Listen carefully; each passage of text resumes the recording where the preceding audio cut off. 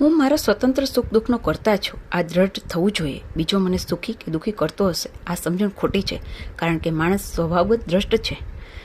નહીં, સર્વસ્વ ચાહમ હૃદય સન્નિવિષ્ટ માન્યા પછી પ્રતો નહીં, દુર્બળતા અને અજ્ઞાનથી માણસ દ્રષ્ટ થયો એવું લાગે છે.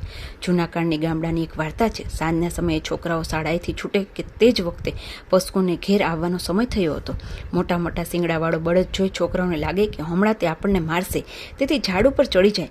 મનમાં જ તેઓએ વિચાર્યું હોય કે તું મને મોટા શિંગડાથી મારવાનો હતો ને, લે હવે તું માર ખા.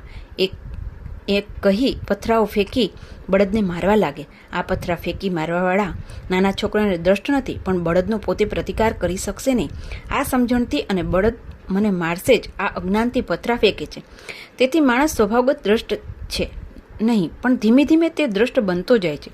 સુખ કે દુઃખ આપનાર કોઈ જ નથી. આ સમજી લે તો માણસ દુઃખી થાય જ નહીં.